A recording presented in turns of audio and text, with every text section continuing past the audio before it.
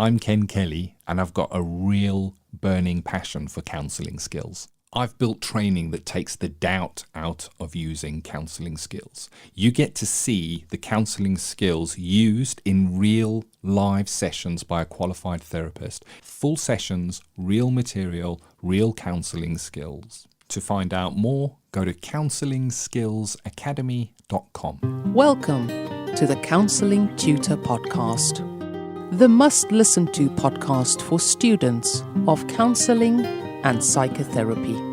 Here are your hosts, Rory Lees-Oakes and Ken Kelly. Hi, I'm Rory, and with me, as always, is Ken. How are you, Ken? I'm well, thank you for asking, Rory. Delighted to be here and so glad that you've joined us, that you've tuned in for the Counselling Tutor Podcast. It's episode 224. 3 topics we're going to be covering today, starting with our Counselling Foundations, where we go back to the basics that underpin what we do as practitioners. And we're looking at life scripts from Transactional Analysis today. An interesting topic, one that I speak about often, and I see in myself so often. We then go into Focus on Self, where we recognize that we are the heartbeat of our practice. We need to be okay to be able to be there for others. And today we're going to be speaking about not being defined by the work that we do. And then we go into Practice Matters, where we look at an element of practice. And today we're speaking about narcissistic personality disorder. And we have our good friend Amy Launder, a regular contributor to the Counsellor CPD Library, and of course a regular guest here on the Counselling Tutor Podcast. So we know you're going to get some good value from there. Let's go to those foundations, Rory. Life scripts. What are they? Well, it was back in 1972 where Eric Byrne defined something called life scripts. And life scripts are exactly what they say on the tin. They are a script that we live out due to basically the things we are told as children. And I'll give you a little example of this that I used to use when I taught. Many years ago, I was in a supermarket, a rather large supermarket, and queuing up to get my tea bags. And one of the assistants, one of the people who worked there, had brought her twin children in to show her colleagues, show off your new children.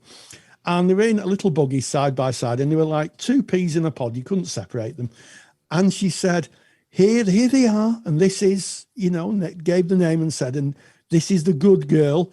And this is the one who's naughty. And I thought to myself, no, please, please, because that little child will, one of them will go, I'm good. And the other will say, I'm naughty. And if that, sometimes it's what we as parents do. We don't do it out of any malicious intent.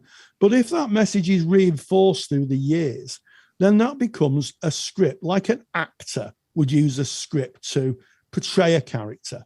That's exactly what happens. And the things we're told as children then go on to form how we live our life. And I'm reminded of a very sunny May afternoon a good few years ago where I was explaining this. And one of my students said, no, I don't believe it. I don't believe it. I don't believe that what you're told as children influences how you become. Absolutely not. And I don't have any influences on me, and I do as I want, and no one tells me what to do. And it went on and on and on. And I said, when you're little, what did your parents used to tell you a lot? And she said, you never do as you're told. There it is. And there it is. It played out, and honestly, if I could have slapped her across the chops with a wet fish, you couldn't have stunned a person anymore. And it was like, oh my goodness. Yeah. And it happens, and we get messages. A classic message, of course, is big boys don't cry. That was a message that I was told. When I was growing up, big boys don't cry. Be a brave little soldier. And, that kind of message is still echoes through male experience of showing emotion, and is so damaging. So life scripts can kind of influence how we live our life. And part of a TA therapist's job is to try and help the client get a new script on the road, play another part, think out past experiences, have influenced the here and now, and try and put a new script on the road. Yeah. I like how you said it's like being an actor, having a script, having something with you, an invisible script that you pull out from time to time and play out.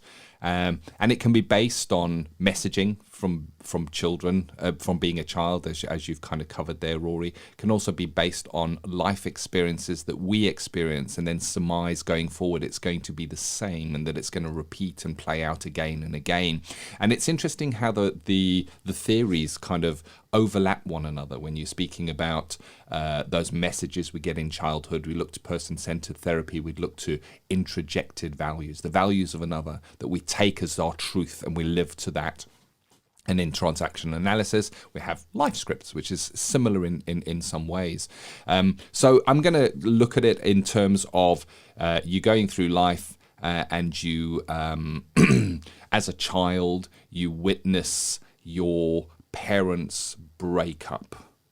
So there is a breakup in your parents, and we kind of take out our little script and we go, okay, parents break up, and we write that down. And then you go along a little bit, and then you have your first relationship, the young love, and you're in love, and it's all going great, and then you get dumped, and you pull out your piece of paper and you go, hold on a minute, this happened to my parents. Look at this, theirs didn't last, and you write on there, and obviously this is all happening subconsciously. Breakup, relationship breakup, and then you go into another relationship, and after a few months, what happens? That breaks up too. The person leaves you. You get out your life script and you go, haha, here it is. I'm seeing the pattern. Whenever I'm in a relationship, the other person is going to leave me. And this is now the life script. This is now the life script, and this person goes on through their life, and any relationship they get into, when the person leaves, they take out the script and reinforce it. They get out a big red marker and go, yes, and underline it. You see, this is how it is. This is how life plays out. And what happens subconsciously is this person then starts acting in a way within relationships that will eventually force the other person to leave. Subconsciously, not knowing what they're doing, thinking, and it might be, well, I don't trust this person. I know they're going to leave. There might be great insecurity, and the person will eventually go, I just can't go on with you being like this. And the person will go, aha, you see, there it is. And there's an example of a life script of how it's written, how it's reinforced. And every time the script plays out, it becomes stronger and stronger. They're difficult to see because we don't see them. It's taking place subconsciously. When we do see them, we will usually defend them. But I just haven't met the right person yet. But it will always be externalized.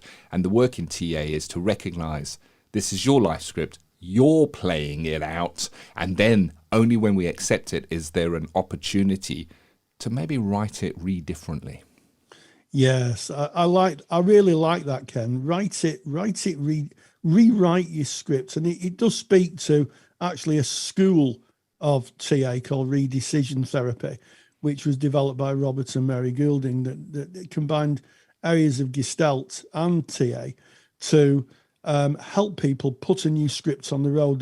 The clue is in the name, redecision therapy, making different decisions and deciding that these old actions aren't getting us where we need to be. So we need to think of something new, and working with that in therapy to develop a new life script. But I tell you what, Ken, sometimes it's not just parents who are people that we meet who can write our initial scripts. It's also society. Ken and myself are neurodiverse. We're both dyslexic. Ken spoken quite often about being an autistic man. And the messages we got in childhood were that you couldn't read or write. Your penmanship, as they used to call it, can you believe they use words like that, wasn't good. And you were dumped in the, you were a bit thick. I was told on a numerous occasions I was a bit thick. And if I think of my life, I think, well, I'm a bit thick, I might act a bit thick. And I went through a great proportion of my life not really thinking too much of myself in terms of my intellect, because society, to some extent, because they didn't understand dyslexia and neurodiversity, had written me off, and I'd helped write myself off because I'd listened to that. It was only when I met someone into my 20s who said, no, you're not stupid, you're dyslexic. And I'm like, what's that? And it was only when someone pointed it out and said, actually, look at the things you're doing. You're quite capable. It's just that you don't do it in a traditional academic style. And that changed everything, Ken. You know, that led me on a path to go to college. I went back at 40 years old with no qualifications. And it led me to making a podcast with you, Ken. So sometimes rewriting our life script is really, really important, but it can be a difficult process because we've got to look at those past messages. I don't think it's sometimes very easy. From my own experience, I had to look at past messages and they came from all directions, Ken, and sometimes from people who should have been caring for you. Yeah. Just what you shared there, Rory, it's so strong, it's so powerful. I wonder how many students say, oh, I'm not very academic. I'm not good at this kind of stuff. And I wonder where that comes from and what wrote that script. Because I certainly shared your script, Rory. I think I had my own copy. I probably photostatted it. Wow, there's a word you don't hear often, photostat. Photostat. I'm showing my age here. A copy of that exact same script. I didn't do well in school because of my neurodiversity. It was never picked up. I was labeled lazy and non-academic. I thought I'm not an academic. I can't do this kind of stuff. And I look now, and I qualified as a counsellor. I then qualified to teach. I have been involved in delivering supervision training, online and telephone counselling training. I run a training company with you, Rory, that trains. You've written I've written written couple of books, Yes. and I'm dyslexic. Oh, I can't write. I'm not good at writing. I'm an author, and I've written a book, and it takes challenging the script to get to that point. It takes challenging it, looking at it, and it's frightening to challenge a script. There's, you great with the remembering, Rory, who said what, and it's that all behaviour is goal directed. Rogers. Thank that you. was 19 propositions. Thank you. 13. There you go. Thank you. I knew it was there in the theory somewhere. See, I told you I'm not an academic. Notice how he pulls out his script and underlines it in red. But it's now I can't even remember where I was going on that one. That's a great one. I've kind of hit a dead end there. But so the life scripts, we're playing them out. We don't see them. Oh yes, I remember what it is. It's that there is comfort in the script because we kind of go, well, I know what's going to come next. I'm going to submit that assignment and it's going to get referred and when it does get referred, it's like, you see, I knew that was going to happen anyway.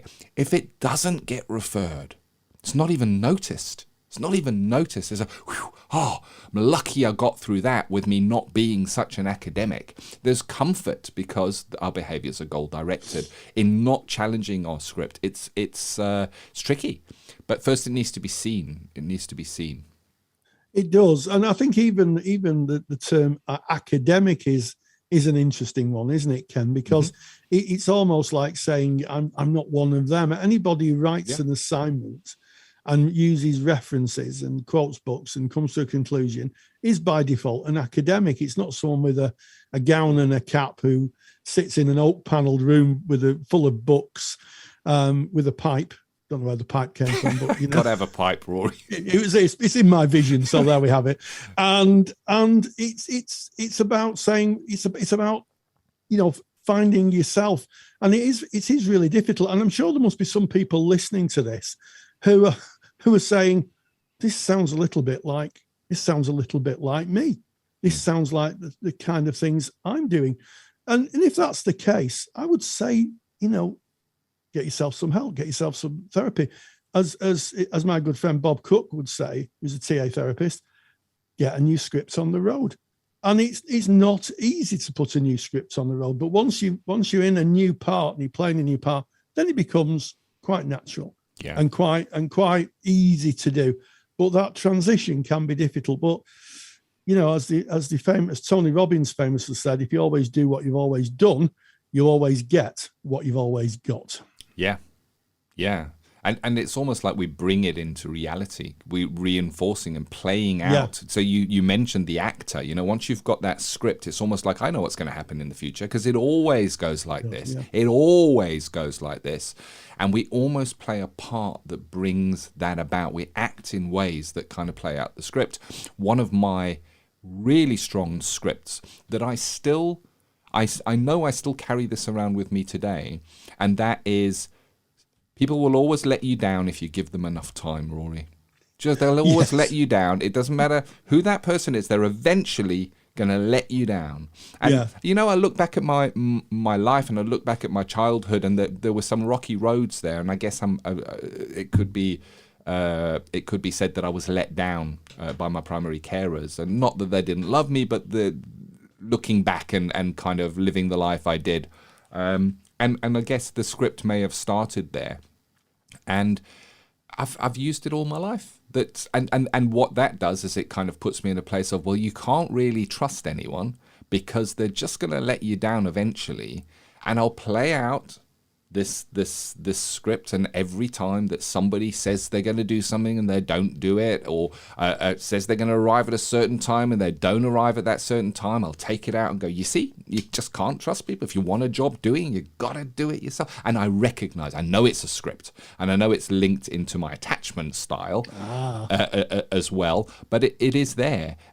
I'm challenging it, I see it, but it's still really hard. And I've been married to Colette now for 22 years, and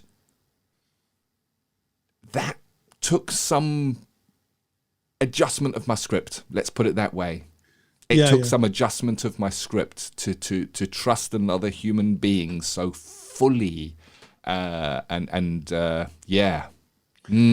It is interesting, and you're absolutely right. There is a second order consequence to life scripts, and that is attachment.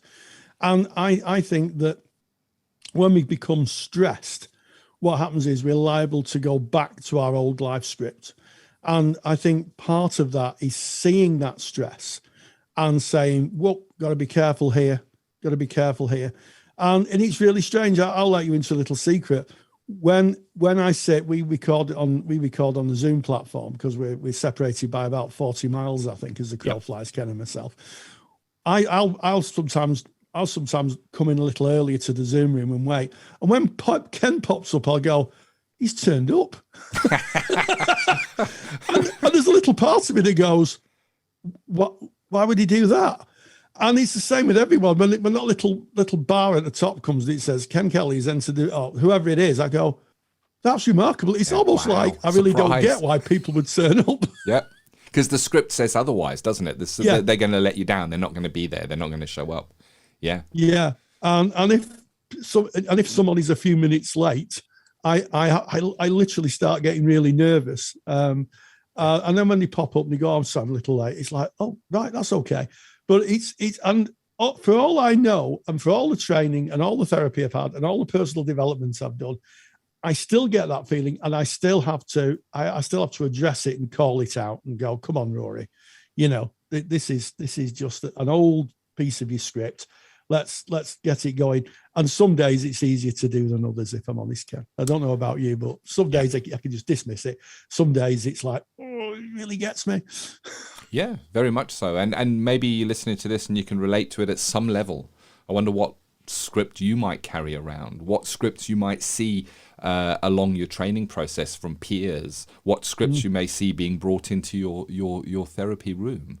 And I guess understanding it, reading about it, developing ourselves and our knowledge is empowering. And we've got a handout for you on life scripts, and you can grab that. It's free. You just go to counsellingtutor.com, click on the podcast tab, navigate to episode 224. That's today's podcast, and there it is on the page. We can put in your email address and we'll send you the handout on life scripts. And if there's anything that I would like to give as a gift, it is that if you can see your own life scripts and start working on them, there is amazing personal growth in life scripts. I think it's Absolutely. A lovely little theory. It's so neat, and it makes so much sense to me. And I literally in my head see myself silently pulling out my script and my little red pen and going to underline it. And I can stop myself in that motion and go, hold on a second. This is circumstance that this other person is not here or whatever it is. And I can rationalize it. Put the pen away, Ken. Put the pen away. And not underline that script just to challenge myself. Yeah, I always say to myself, come on, Rory, you're not 6, you're 64. Yeah. You know, which kind of takes me away from that child place the script was written in and brings me into the here and now and very much the adult ego state, you know. So, but it is interesting, isn't it, how we're defined by our history, Ken? Indeed. And more than one theory suggests this. So there it is. That is our Counselling Foundations. That underpins us and our training, learning to become counsellors. We now move on to that focus on self, where we recognise you're the beating heart of your practice, and we need to be okay in ourselves to be able to be there for others. And it's very easy being a counsellor to be defined by the work you do. Somebody says to you, oh, who are you? You might say, well, I am a counsellor, and you're defining yourself by a job role or title. But we can also define ourselves by the work that we do. And I guess there is a challenge within that, Rory. Yeah, there is. I think there is a challenge. And I think that, the training and practice, it can become all encompassing. Yeah. And eventually we see ourselves only in the work that we do. So when people say, who are you? Then we might say, oh, I'm a counsellor. But is that all you are? Isn't there a lot more? And in fact, I've recently had some coaching, and what we had to do was write a personal statement about ourselves. And one of it was, "Who are you?" And I wrote, "I'm a father, a husband, a father, a grandfather, and a business owner." And I put the business owner at the end. I put them in the order of importance. And that was really, really useful, because it reminds me that I have other commitments. I play other roles in the world, and I think it's very easy to get over defined by who you are if all you do is work, because you'll only meet people who are doing the same work, and eventually you just think of yourself, I am. And it's that kind of societal thing as well. If you go to a party now, we can, in post-COVID world, we can meet people. People usually say to you at some point, what do you do? In other words, they're saying, are you the same kind of person as me? And I think it's really interesting how people react. They usually talk about the jobs. They won't talk about themselves. They won't say things like, what do you do? Well, I'm a grandfather, and I kind of play with children and have fun and buy ice creams and that type of thing. People would usually say, well, I'm an accountant, or I'm a bricklayer, or I'm on whatever job we are. Don't get defined by your work. Be defined by who you are, is my message. Yeah, that's a great message. It's so tricky to live by it. And we get captivated by our work, and we may love what we do, and when we look around us, we may see that our friends are also peers. They're also involved in the same kind of things that we do. We may find that the interest groups that we hang out in also share the interest of the work that we do. And it's about where is that balance? Where is that balance? And it doesn't matter what work you do. Like you said, Rory, it could be, I'm an accountant. You'd be in all the Facebook accountancy groups then. I'm not in any. No. So as counsellors, I think that this takes it a step further, because when we define ourselves by what we do, think about it, when we are a counsellor, when we're in the role of a counsellor. Now, first of all, we're told it is a way of being. It's not what we do, but it's who we are, which is interesting in itself. So we're in the role of a counsellor. We're maybe taught that we must have unconditional positive regard. And then what happens when you kind of get yourself in a situation where somebody pulls you off or takes your parking spot in a car park? Do we then go, I can't feel that anger that is building up in me now, or that frustration, pick an emotion that is building up in me now, because I am a counsellor, and I view everybody without judgment, and they're just being who they are, or do you go, well, I know what I do. Yes. And it, it tends towards the side of things. And I guess there is a challenge in defining ourselves in a certain way, because we cannot live up to that. We can't be that all the time. And when we may then feel that we're letting ourselves down, that we're not being who we're supposed to be. I can't feel like this because I'm a counsellor. Well, you're a human being. You're a human being first. Yes, absolutely. And, I've got a picture kind of maybe, stood in your house with rain pouring through your roof and phoning the builder up who's supposed to come to re-roof your house, and them saying, well, I've had some difficulties, and you're saying, oh, I understand that. Never mind that, get a tarpaulin up, get some slates up. I don't want wet carpet. Yeah. And I think that's okay. We may, through the arc of our work, become more empathic, more understanding, more non-judgmental. Yeah. But I've always said it's a volume control. It's like a volume and treble and bass control on your hi-fi system. You can turn them up and you turn them down. And there are some times where, quite frankly, I've not been very empathic, and I've been incredibly judgmental and given people a piece of my mind. Yeah. And sometimes I haven't got a problem with that. I might kind of retrospectively think, I wonder if it was a bit too harsh, but once the deed's done, the deed's done. But I think it's very, very important that we see ourselves as holistically and not just define ourselves. And, when I worked with in addictions, I worked in a hostel for a time as a support worker. I met wonderful, wonderful people who were working with people who were going through quite a lot of difficulty, and by that being difficult in the way they behaved. And I know a lot of them burnt out because they could only see themselves in one aspect. And I think, embrace all of you. That would be the message. Embrace every bit of you. And next time someone asks what you do, take the advice of one of my former students who said, who was a very well qualified mental health worker before she trained to be a counsellor with me many years ago. And she tells people she was a secretary. Her words, she said, I'm a secretary. And she said, I have a nice, quiet life. No one asks me anything. Yeah, how you define yourself is so important. And when we define ourselves with elements of our work, it's challenging, and it can be something that we carry.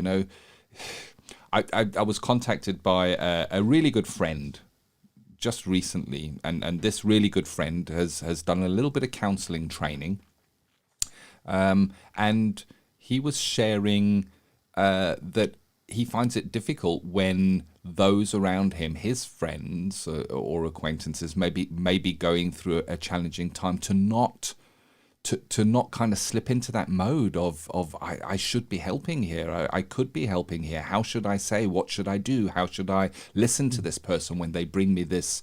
That when the people are sharing their challenges from life, and what he was experiencing was that being defined by the fact I've done a little bit of training, I know all of this, I should be acting differently in these kind of conversations. And he was sharing, there are times that it's actually just quite frustrating, and he wished that they wouldn't reach out to him. And that is I guess being real. And I think that the challenge here is, what is your balance? What do you do to hold the balance within your life? What are your downtime activities? How do you switch off?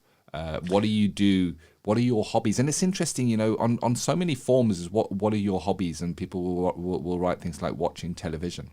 But that's kind of a hypnotic pastime where you sit there and turn down. What do you do that is an interest outside of your work? Even if you're studying, it can be all consuming. It can take up so much of your waking moments just with thoughts of what it is that you do. Yeah, absolutely, Ken. And it just reminds me, what are your hobbies? I remember that was the first question I was asked when I went for my counselling placement nearly 20 years ago. They said, and I thought, what a strange question. I've come here to be a placement counsellor, not to talk about my hobbies. But now, of course, with hindsight, I realised he wanted to make sure that I had more dimensions, that I was a multi-dimensional person, as opposed to a one-dimensional person. And It really is. It really is so important.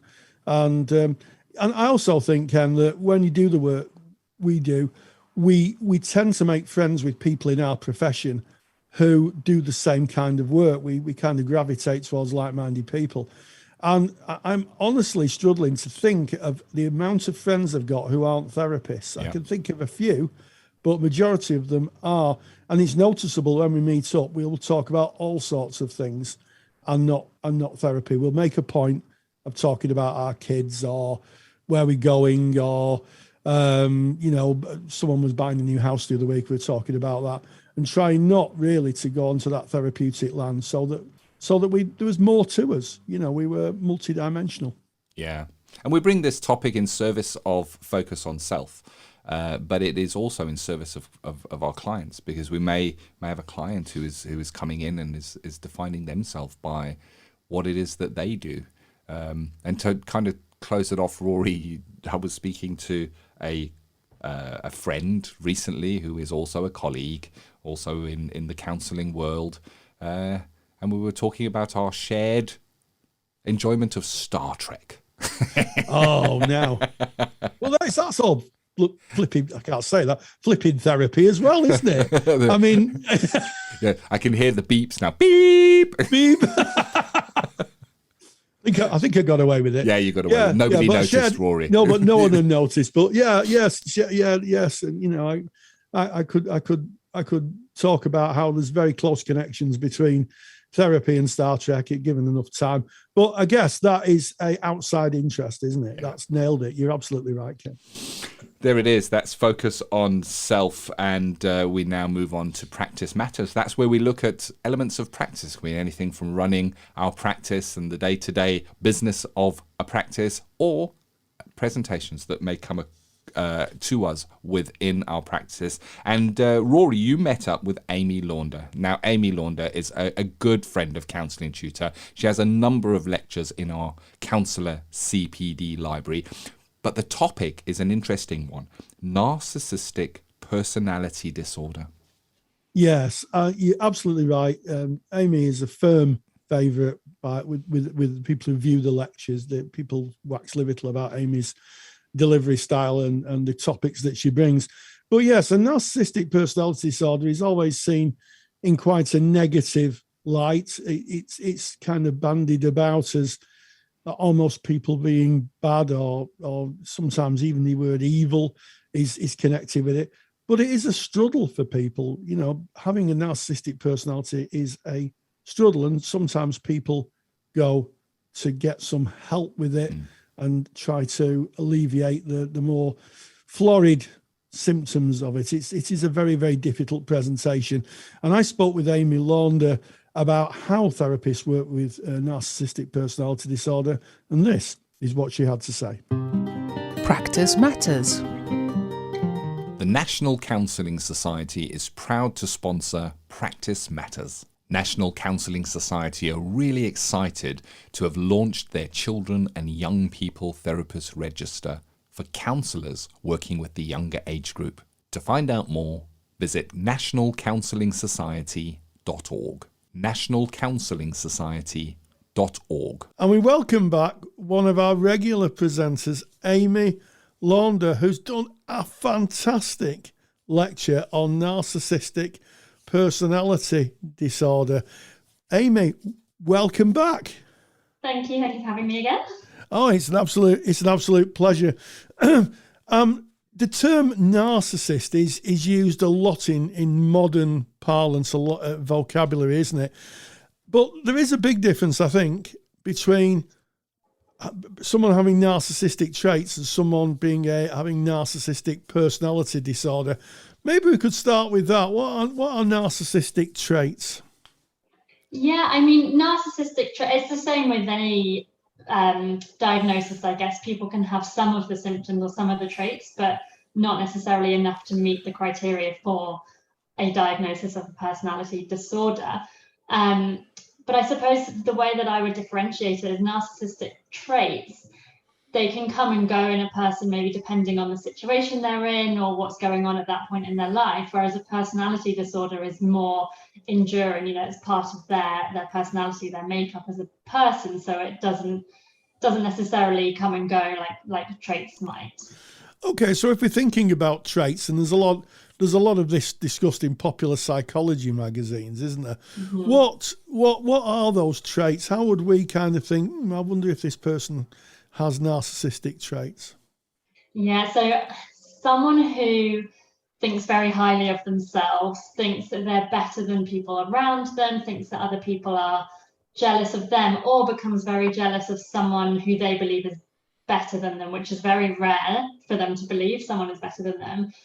But they will identify someone who they think is better than them, and they will think that they themselves should be associated with that person. So they want to be associated with people who they deem to be of equal level or higher than them, so that they can then raise themselves as well and look down on anyone else who they don't deem to be of their level. Yeah, so somebody who may look up to a sports person or a personality and say, I want to be like them. And it must be really difficult if you're in a relationship with someone who has narcissistic traits. How might that play out in terms of the person in the relationship? Yeah, well, that's actually how I became interested in narcissistic personality disorder, was clients having been in relationships with someone with narcissistic traits. And it comes across in the person who has been with someone who's narcissistic ends up very confused about the relationship, about kind of feeling like they've done something wrong, and that's why the relationship has ended, or that's why the person has been so horrible to them.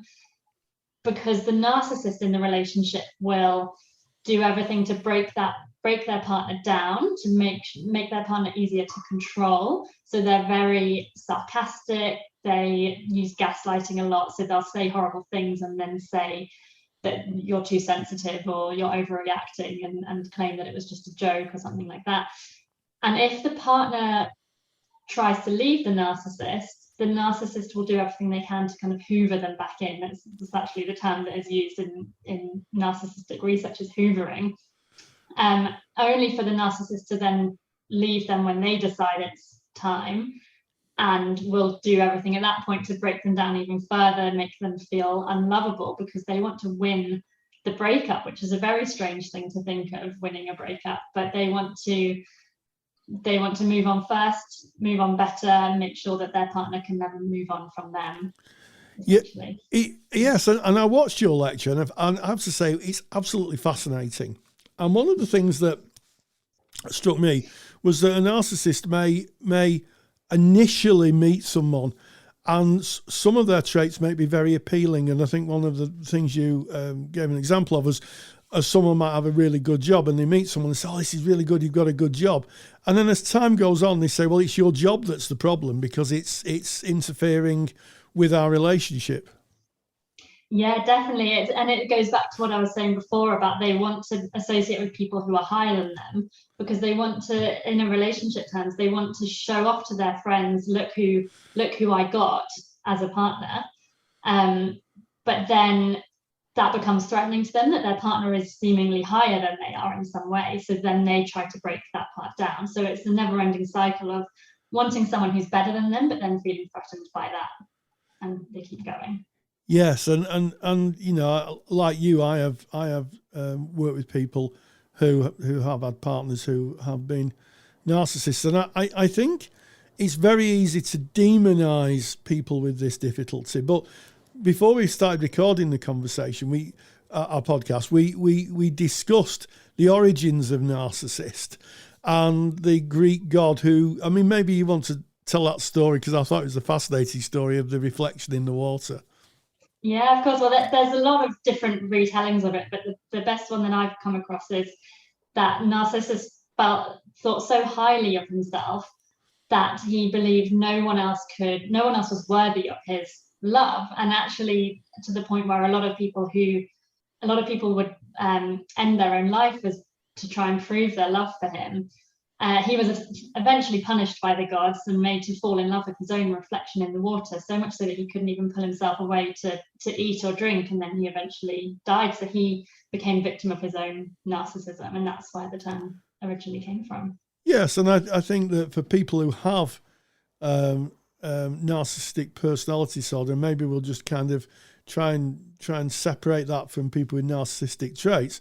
And that must be very, very difficult. That they must struggle with that too, because you said that the person, the Greek god or the Roman god, I think it was a Greek god, died because they were so infatuated with their own self that they neglected a bigger part of them.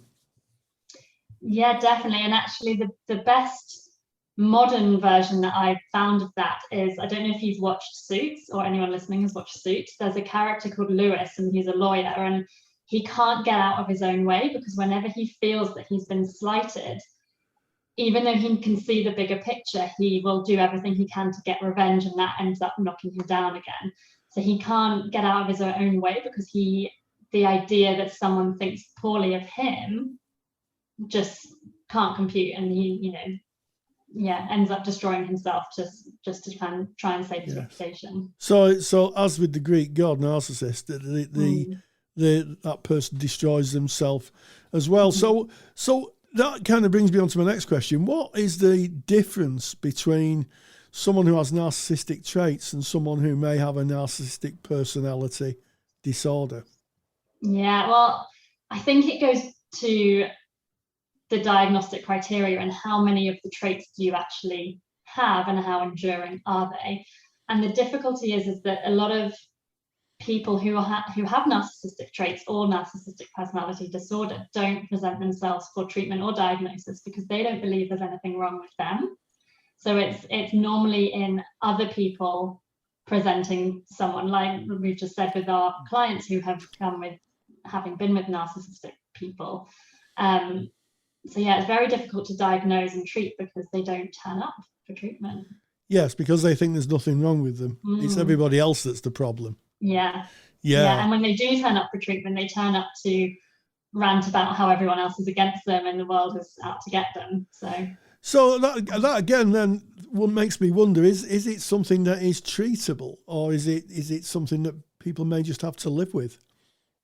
Yeah, well, like with lots of personality disorders, I would say it's not necessarily treatable, but it's manageable through something like therapy. Yes. But very difficult, again, because they don't want to turn up for treatment most of the time. And when they do, they want a therapist who is going to always agree with them, who's not going to tell them anything new about themselves, because that injures their ego, the idea that someone else knows something about them that they didn't already know. So they're very difficult clients to work with. Yes, and it cannot be easy to have any form of personality disorder. And I know people who really do. I think a lot of people would struggle to have a personality disorder. The origins of a narcissistic personality, where would we find that? What kind of conditions in an earlier life would cause someone to develop a narcissistic personality? Yeah, well, unfortunately, there's nothing definitive about where it comes from. There's a lot of theories about, maybe it's when parents treat a child as very special, as they're growing up, and so they never really grow out of this idea that they're not special or that they don't deserve everything that the world has to offer them. Other theories are kind of the complete opposite, that they were not treated as special, or something traumatic happened to them and they became it, and they believe they're special for that reason. So there's not really any definitive idea of where it came from. There's lots of theories. So there's lots of theories, but there's no actual research. So I guess what I'm hearing is we're more likely in our therapy rooms to encounter people who have been, I'm going to use the term very thoughtfully, victims of someone with a narcissistic personality than somebody who is who has a narcissistic personality, because by the very nature of it, they think there's nothing wrong with them. So thinking about those people who present, how do we help them? What insights can we gain to be able to help someone who's clearly being gaslighted or is a victim of someone with a narcissistic personality? Yeah, well, there's a lot of psychoeducation and validation that needs to happen with someone who has been the victim of narcissistic abuse, purely because they've been made to believe that they are the ones at fault or that there's nothing actually bad happened and that kind of thing. So yeah, the main bulk of the work is psychoeducation, validation, a lot of patience, a lot of, I think the research says that a victim of abuse will return to the relationship on average 7 times before fully kind of leaving. So there are, your client might end up going back to the relationship and back out again whilst they're in therapy, or they might have already done that and now they're in therapy. So yeah, a lot of patience and understanding, but also pointing out the red flags maybe that they're not seeing at the same time. Yes, and the one of the things that I know from my own practice when I've worked with clients who've been quite clearly in a relationship with someone who has narcissistic traits is the fact they're not the person with the traits isn't going to change.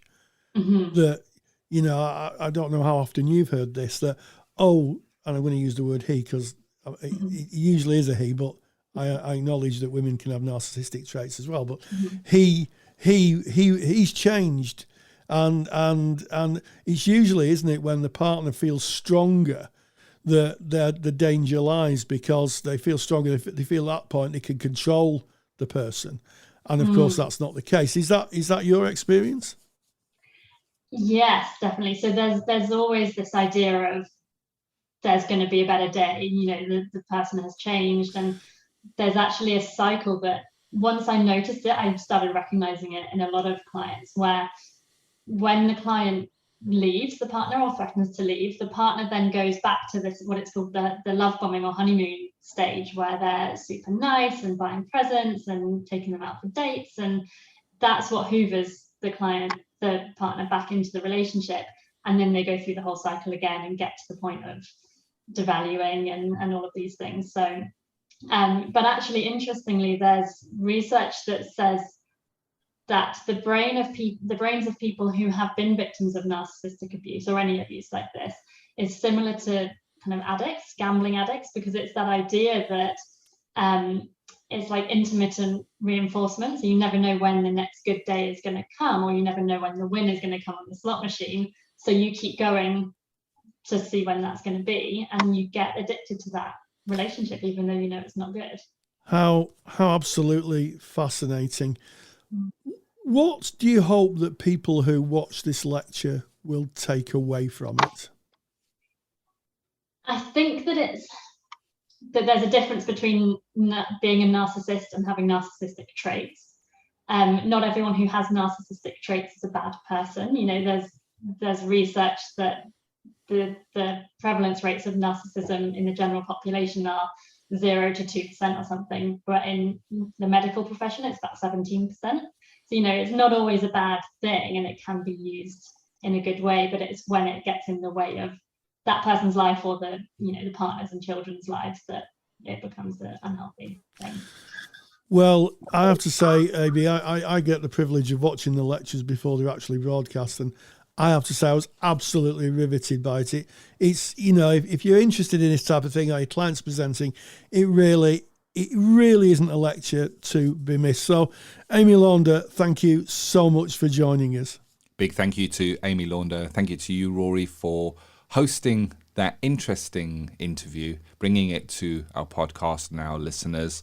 And of course, if you want to listen more to Amy Launder and see her lectures, including the lecture on narcissistic personality disorder, you can do so in the Counsellor CPD Library. It is a library for qualified practitioners, and you can get more information on that by going to counsellingtutor.com.